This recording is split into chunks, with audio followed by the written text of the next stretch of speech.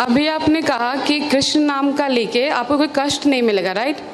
अगर आप कृष्ण के शरण में जाते हैं तो आपको कोई कष्ट नहीं होगा, या जीवन में कोई कष्ट आने वाला है तो कृष्ण खुद हरण कर लेंगे। हमने ये तो नहीं कहा कि कष्ट नहीं आएगा। आपने ये कहा था कि अगर आप कृष्ण नाम लेते हैं तो 100% गारंटी कि अगली योनि आपको इंसान की मिलेगी, मनुष्य का मिल जाए। जी, ये गारंटी कैसे लेते हैं आप? स्वल्पम क्या है? स्वल्पम ही अपि यस्य धर्मस्य त्रायते महतो विहार। भगवान गीता में इसलिए कह रहे हैं कि अगर थोड़ा सा भी आप इस मार्ग में पड़ेंगे, बड़े से बड़े खतरे से बच जाएंगे कि कम से कम आपको मनुष्य जीवन तो प्राप्त होगा। शुचि नाम सुमताम गेहे योग भ्रष्ट विजायते। तो भगवान गीता में ये कहते हैं अगर आप भक्ति पूरी भी नहीं कर पाते, थोड़ा सा भी कर लेते हैं भक्ति, तो क्या होगा? आपको ब्राह्मण परिवार में जन्म मिल जाएगा, धनी परिवार में जन्म मिल जाएगा, अच्छे घराने में जन्म मिलेगा और दोबारा भक्ति करने का अवसर प्राप्त होगा। और अगर मैं भक्ति ना करूँ तो?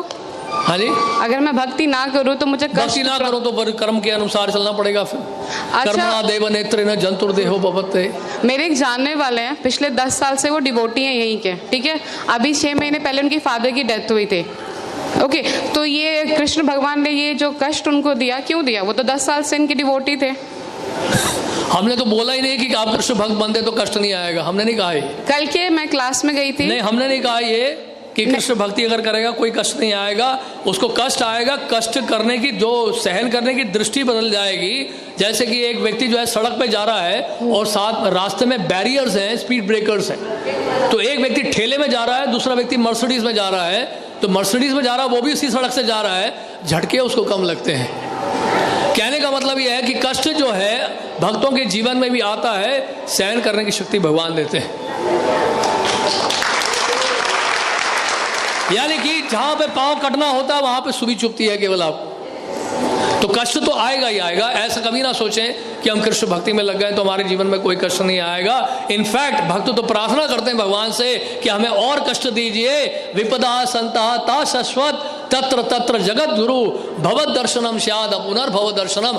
आप कुंती महारानी कह रही हैं आप हमें और कष्ट दीजिए, और कष्ट दीजिए, और कष्ट दीजिए, क्योंकि आप अगर कष्ट देंगे तो आप ही का स्मरण करेंगे। अब आपका स्मरण करने का मतलब ये है दोबारा जन्म मृत्यु जरा व्याधि के संसार में दोबारा नहीं आना पड़ेगा। तो आपका कहने का ये मतलब है कि अगर आप कृष्ण मतलब कुछ भी हो जाए भगवान कृष्ण के शरणों में रहो हमेशा। बस ये है पॉइंट। लेकिन कोई पॉइंट नहीं, बिल्कुल बहुत बढ़िया पॉइंट बोला आपने, तालियां बजाइए इनके लिए। एक मिनट, ये कोई पॉइंट नहीं होता। अगर भगवान कृष्ण के शरण में नहीं हो तो मेरे पास जरूरी है कि मुझे कष्ट मतलब कष्ट तो वैसे भी आना है जिंदगी में, चाहे मैं रहूं या ना रहूं। जिंदगी में आना है, लेकिन यहाँ से कष्ट का निवारण आपको दिया जा रहा है हमेशा के लिए। जन्म मृत्यु जरा व्याधि के चक्र से आपको हमेशा के लिए छुटकारा पाने का एक सुअवसर प्राप्त हो रहा है। भगवान की सेवा में लगे, एक जीवन आप कृष्ण की सेवा में दे दो, कृष्ण आपको वापस लेके चले जाएंगे। तो आपका कहने का मतलब है कि मैं कृष्ण के शरण में जाती तो अगले जन्म में मुझे इंसान क्या ही वो मिलेगा, इंसान का मिलेगा। और अगर अच्छी तरह से भक्ति करेंगे तो भगवान के धाम में भी जाएंगे। ये तो मरने के बाद किसने देखा है कि कौन कहाँ जा रहा है? हाँ जी, मरने के बाद कौन जानता है कि कौन कहाँ जा रहा है? हाँ, इस बात की गारंटी कौन लेता है? सामान्य लोग नहीं जानते हैं, लेकिन भक्त जानते हैं। यम यम वापि स्मरण भावम त्यजते अंते कलेवरम तम तम एवैते कौन्तेय सदा तद भाव भाविता। अंत काल में जिसका भी आप स्मरण करेंगे उस तरह का शरीर आपको मिलेगा। भगवान गीता में कह रहे हैं। तो आपके भक्त जानते हैं कि मरने के बाद कौन कहाँ जा रहा है, राइट? हाँ, 100%। तो मैं उन भक्त से मिलना चाहती हूँ एक बार। जरूर मिलेगा, क्योंकि मुझे भी जानना है कि कैसे उनको पता चल रहा है कि मरने के बाद जा रहे हैं। उसके लिए आपको प्रोसेस अप्लाई करना पड़ेगा। जिस तरह से कोई आईआईटी के बारे में जानना चाहता है तो हम उसको क्या बोलेंगे, आईआईटी में पहले एडमिशन तो ले लो, आईआईटी में जो सिलेबस उसको तो फॉलो कर लो, वहाँ के प्रोसेस को तो फॉलो कर लो, वहाँ के रूल्स एंड रेगुलेशंस को फॉलो कर लो। इट्स अ काइंड ऑफ फोर्समेंट कि आप किसी को फोर्स कर रहे हैं कि जबरदस्ती आप जाइए। हम किसी को फोर्स नहीं कर रहे हैं, आपकी इच्छा आप आइए, नहीं इच्छा मत आइए। यथा इच्छसि तथा गुरु भगवान गीता में कहते हैं। भगवान क्या कहते हैं किसी ने सुना तो नहीं है ना? भगवान कृष्ण गीता में 18वें अध्याय में कह रहे हैं। भगवान एक मिनट, ये सिर्फ आपने बुक प्रिंटेड पढ़ा है, किसी ने पर्सनली सुना है भगवान को? पर्सनली किसी ने भी नहीं सुना है। जिस तरह से 2 + 2 4 आपने अपने टीचर से सुना, उन्होंने अपने टीचर से सुना, हमने अपने गुरुदेव से सुना। तो गुरुदेव हमने प्रभुपाद से सुना।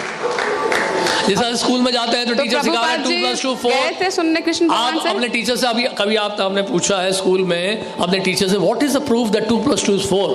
What is the proof this is A, this is B? Teacher ने कभी जवाब दिया ना, आपने पूछा ना कभी वो जवाब देंगे। बट ये तो अंधा ज्ञान हुआ ना फिर। हाँ, तो इसका मतलब जो स्कूल में पढ़ाया जा रहा है वो भी अंधा ज्ञान है। स्कूल की बात नहीं है, आपने कहा कि जो आपके गुरु ने बताया स्कूल आपने की वो बात चीज़ ही कर है, ली। क्योंकि ज्ञान तो ज्ञान है, वो भौतिक ज्ञान है, आध्यात्मिक ज्ञान है।